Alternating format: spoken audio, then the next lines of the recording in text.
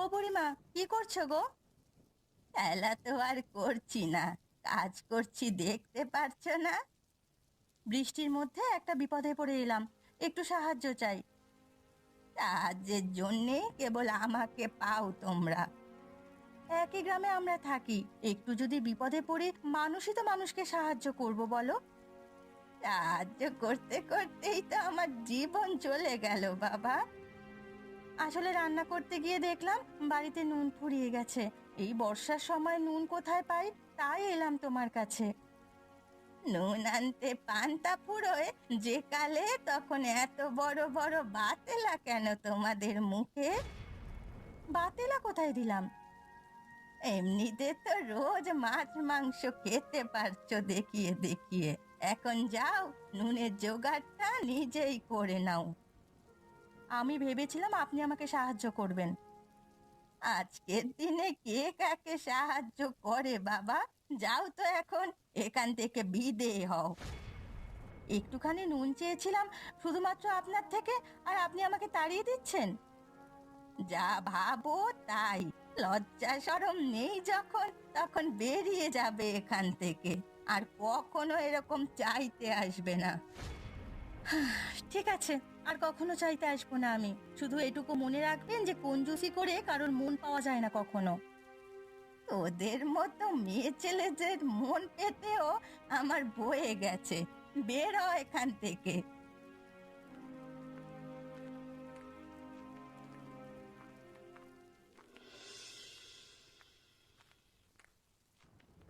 গোপাল ভাই, এদিকে একটু শুনে যা ভাই। কোথায় যাচ্ছিস ভাই?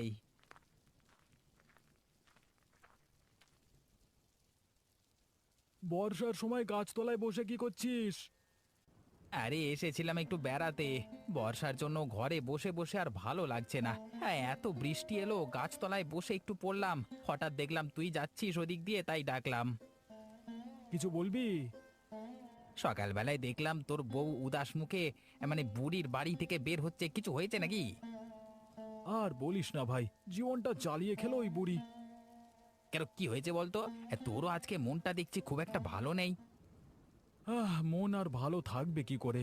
একটা সামান্য বুড়ি যেভাবে অপমান করলো, সকাল সকাল আমার বউটাকে একেবারে কেন, কি বলেছে শুনি?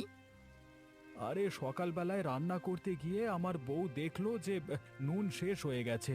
তা পাশে বুড়ির বাড়ি, তাই বুড়ির বাড়িতে নুন চাইতে গিয়েছিল। কিপটে বুড়ি যা নয় তাই করে অপমান করে তাড়িয়ে দিল। নুন দিল না? ভেবে দেখ, সামান্য নুনটাও দিল না। তুই কষ্ট পাস না ভাই, ওই শয়তান কিপটে বুড়িটা ওরকমই। তো একটা বুদ্ধি আছে আমার, একটা কাজ করা যায়। কি কাজ? অনেকদিন ধরে ভাবছি যে ওই বুড়িকে একটা উচিত শিক্ষা দেব। তোর সাথে যে কাজটা করেছে, তারপর শিক্ষা দেওয়াটা জরুরি হয়ে পড়েছে। একদম, না হলে ওর শিক্ষে হবে না। ওর বাগানে দেখেছিস গাছে কত লাউ হয়েছে? একদিন গিয়ে দুজনে মিলে সব লাউ চুরি করে নেব। তারপর দেখবি মজা। ওর কিপটেপনা কোথায় যায় আমি দেখব। ঠিক বলেছিস, বেশি বাড়াবাড়ি করলে ওটাই করা হবে। এখন যাই ভাই আমি। ঠিক আছে, তুই যা, প্রস্তুত থাকিস।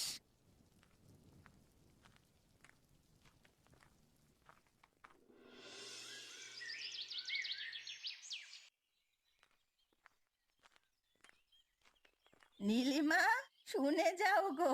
দাঁড়াও দাঁড়াও। কি হয়েছে বুড়িমা, ডাকছেন আমাকে? এদিকে একটু শুনে যাও না মা।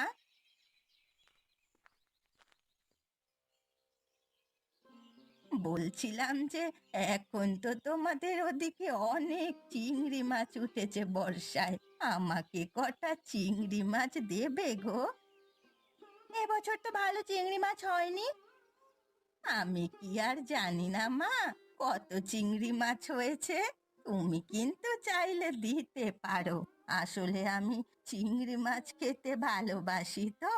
আর একা বুড়ি মানুষ, কোথা থেকে আমি চিংড়ি মাছ জোগাড় করব বলো তো? তুমি যদি দাও তাহলে আমার খাওয়া হয়। ঠিক আছে, পরের দিন যখন আমাদেরও ধরবে তখন নিশ্চয়ই দেব। মনে থাকে যেন, আবার ভুলে যেও না।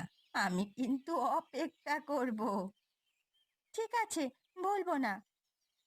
যদি পারো তো কাল পরশুর মধ্যেই দিও। ঠিক আছে, আপনাকে চিন্তা করতে হবে না, আমি দেব। এবার মনে হচ্ছে বৃষ্টিটা খুব জোরে আসবে। আমি যাই, আপনিও ঘরে চলে যান। একা এরকম দাঁড়িয়ে থাকবেন না বর্ষার সময় বাইরে। ঠিক আছে মা, তুমি আমাকে কত ভালোবাসো, আমার খুব ভালো লেগেছে। তুমি যাও, আমিও বাড়ি চলে যাই।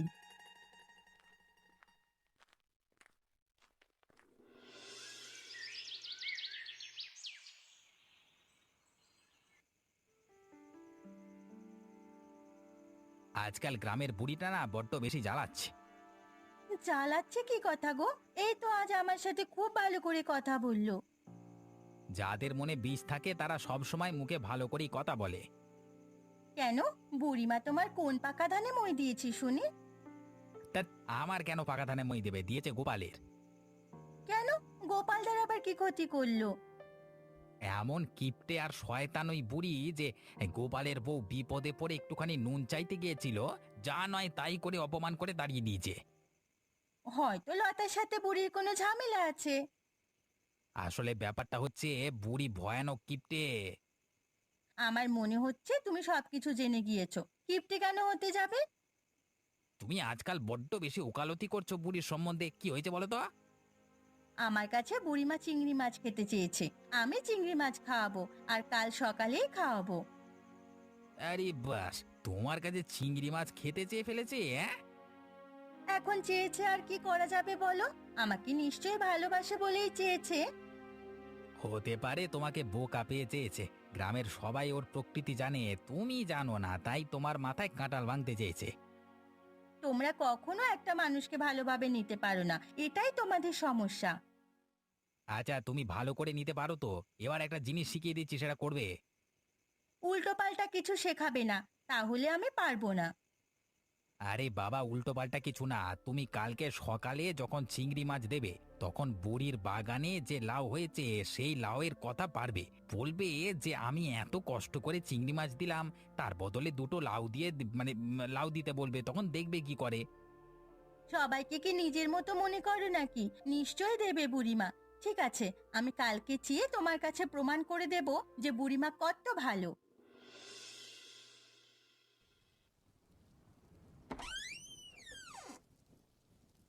কি হয়েছে রে? কাল তো তুই চিংড়ি মাছ দিয়ে গেলি, আজ আবার এসেছিস কেন? এই যে কাল বললে তুমি যে আজকে লাউ দেবে আমাকে, তাই তো আসতে বলেছিলে। ও মা, আমি কখন কি কথা বলেছি তুই ধরে বসে আছিস? তা লাউ কি ফকটিয়ায় আসে নাকি?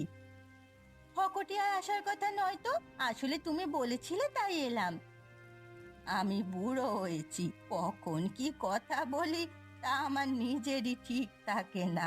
তাহলে তোরা তো জোয়ান বয়সের মেয়ে, সামান্য দুটো লাউ পাওয়ার আশায় মুখ উঠিয়ে চলে এলি, লজ্জা করে না?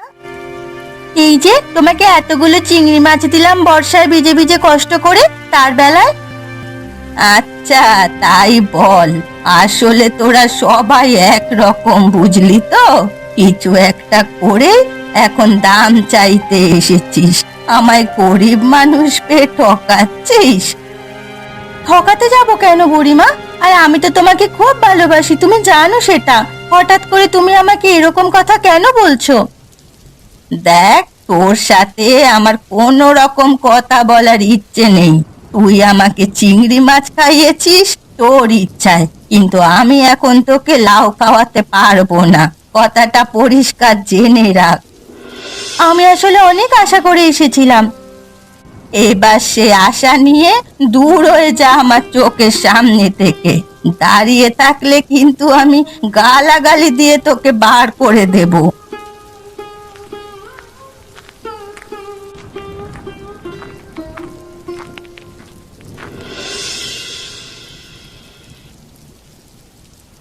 কিরে, সেদিনকে যে তুই আমাকে বলছিলিস, আরে আজ তো তুই নিজে চিন্তা করছিস। চিন্তা কি আর সাধে করছি, এবার একটা ব্যবস্থা না করলে আর হচ্ছে না। কিসের ব্যবস্থা? ওই শয়তান বুড়ির ব্যবস্থা। কেন, তোর সাথে কিছু করেছে নাকি? আরে আমার বউটাকে জানিস তো, একেবারে বোকার সরল মেয়ে। কেন? মানে এই নীলিমাকে ঠকিয়েছে নাকি ওই বুড়ি? হ্যাঁ, তা নয় তো কি। আমাকে যখন বলেছিল আমি পরিষ্কার মানা করেছিলাম যে এত কষ্ট করে জোগাড় করা চিংড়ি মাছ তুমি ওই বুড়িমাকে দিও না। সব চিংড়ি মাছগুলো বুড়িমাকে দিয়ে এলো ধরে। তা লাউ দেবে বলেছিল বুড়ি, লাউয়ের লোভ দেখিয়েছিল। আর যখন চাইতে গিয়েছে তখন কুকুর বিড়ালের মতো দুদ্দুর করে পালিয়ে দিচ্ছে ঘর থেকে, দুদ্দুর করে। যত বুড়ো হচ্ছে তত যেন বুড়ো ভাম হচ্ছে একটা। লজ্জাও করে না বুড়ির? একেবারে দেখছো ওকে শিক্ষা দিতেই হবে। চল চল, রাতের বেলায় গিয়ে ওর সব লাউগুলো সাফ করে দিই। হ্যাঁ চল, ওই বুড়িকে একটা উচিত শিক্ষা না দিলে বুড়ি অহংকারের বশে আমাদেরকে মানে মানুষ জ্ঞান করছে না। সাপের 5 পা দেখেছে, বাগানে কয়েকটা ভালো ভালো লাউ হয়েছে বলে একেবারে যেন মাথা কিনে নিয়েছে। মাথা কেনাচ্ছি ওর আমি, আমার হেব্বি মাথা গরম হয়ে আছে। আজকে রাতেই চল তাহলে।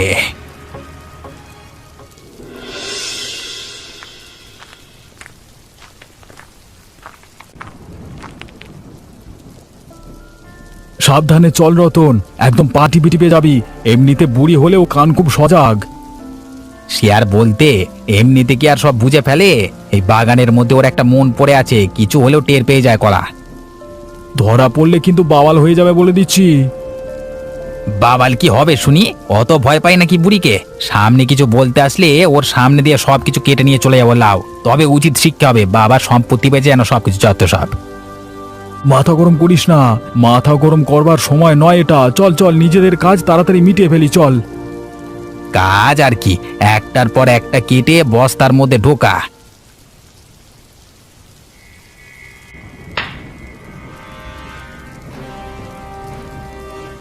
বড় বড়গুলো আগে কাট ভাই। এইগুলোর ওপরই তোর মায়া।